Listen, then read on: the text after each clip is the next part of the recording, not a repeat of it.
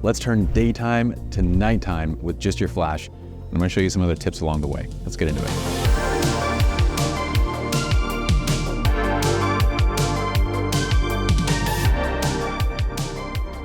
Hello, my friends. My name is Pye. Welcome to another MagMod tutorial. You know me, I like to get right into this. You might recognize this scene. We actually did a shoot here for MagMod a little while back, and it was roughly around this time of day actually too. It's daytime.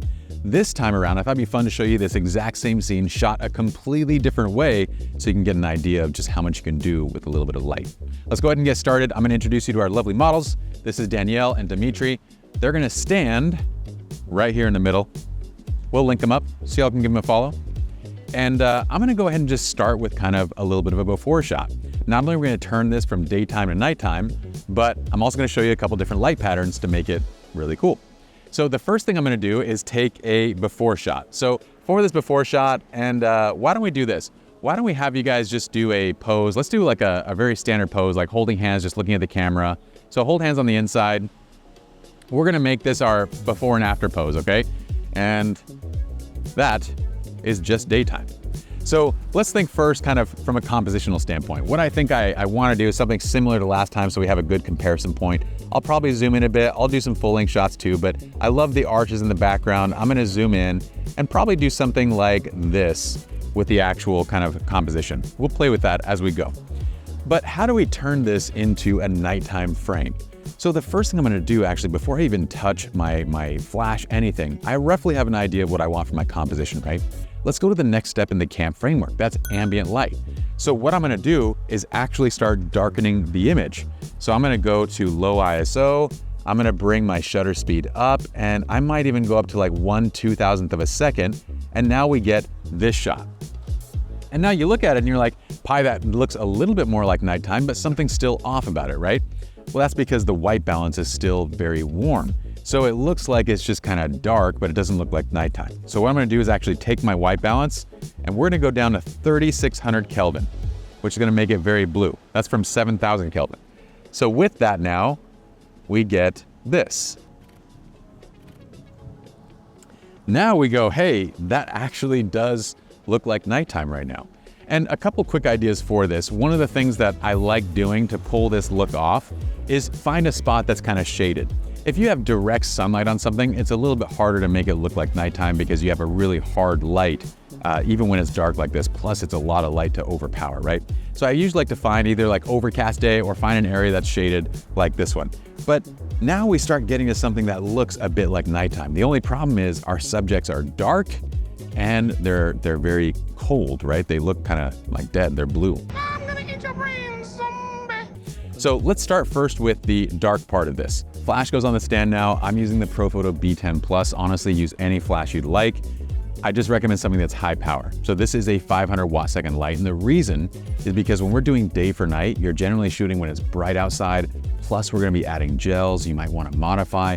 All this requires more power. So I'm gonna go ahead and throw the Reflector XL onto this. We're gonna put this in position and we're gonna kind of build into the final image. I want you guys to see step by step. So let's go ahead and place this first, about right here. Okay, we're gonna boom this up. I wanna start here and I'm gonna go ahead and just place a bag against this so it doesn't potentially fall over. That light is probably gonna be way too intense right now, but that's okay. Let's get a look. All right, perfect, it's not bad. The only issue now is we've solved the issue of them being dark, but now we have an issue of them being cold, right? So this is where we're gonna start gelling. So I'm gonna go over here and I'm gonna grab a dome gel. So this is the CTO Dome Gel. What I'd love for you guys to do is we have another MagMod video that's basically like your intuitive guide to understanding how creative gelling can help you modify and change a scene.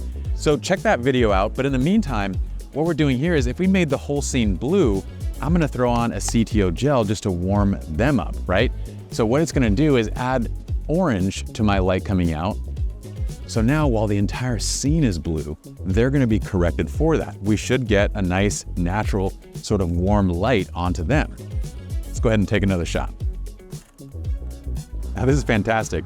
All I wanna do is make a little bit of an adjustment for the background so it's not too dark. So I might bring the shutter speed back a little bit. Let me take one more test shot, guys. Yeah, right there is a nice balance. And that way, if I want to darken it a little bit more in post, I can, but I haven't made the background too dark in and of itself, basically. So I'm at 1/1000 f2 and low ISO.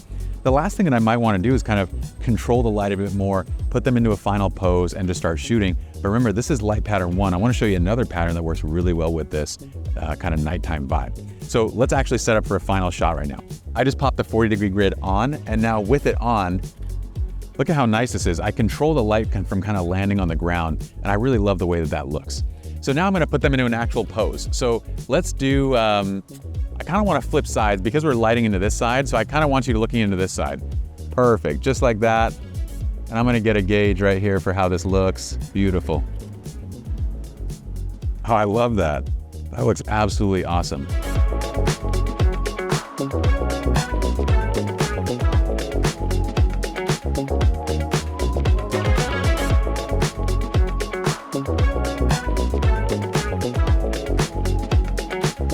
It looks like we're just spotlighting him in this middle of this nighttime scene. It looks awesome. I love these shots. And just compare and contrast this. The daytime shot, we also did that dramatic shot in that other video, but then you also have this nighttime image now in the exact same scene. And natural light versus dramatic versus day for night, all of these look completely different despite being the exact same spot. Now with this setup, here's a little trick. So once you've got a few shots with this, go ahead and just switch your light to a backlight. Keep it warm, maybe add a sphere, and I'll show you what we're gonna get. Okay, same setup. All I'm doing is I'm taking the grid off, I'm leaving the dome gel on. We're gonna make sure that this is nice and straight, and I've lowered it because we're gonna use it as a backlight. So this is maybe 6-7 feet behind my subjects, and I'm gonna lower it and kind of angle it up towards their faces so I can make it easy to knock out. I want this to be on full power. Okay. Let's get a look. And guys, what I need you to do is close tight against each other so that way you help me to block out that flash, okay? And let's get a look. Okay, now this is fantastic. The only issue is the light's a bit dark. Like I want more light coming through, right? So I notice that I'm still shooting high-speed sync. So I'm gonna drop this to 1/200th of a second, and I'm gonna use my aperture to kind of get the right brightness in the background. So I'm gonna go to f4 and 1/200th, and let's just kind of get a quick look. Much, much better. We get a lot more light coming through now. Okay, so this is it. So you guys are gonna go ahead and hold on to that pose, lean her back a little bit, Daniel, and then pull apart and just smile at each other right there.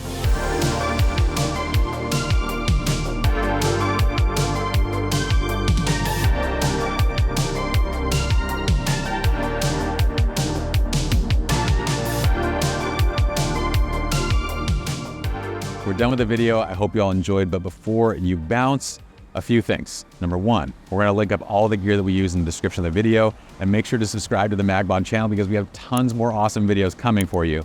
Number two, we have a completely free lighting guide that Trevor and I put together that has some of our favorite lighting recipes in it. Okay, it's very useful. It's completely free to download, and it has something like 20 different lighting recipes. It's awesome. Just grab it, okay? And then that's gonna be in the description of the video as well. Last but not least, I wanna see you all in the comments. I read every comment on these videos. I do my best to reply to all of them as well. So if you guys have ideas, thoughts, things that you wanna see in future videos, let me know. If you have critique, let me know about that too. All right, that's it for me. See you guys next time. Peace.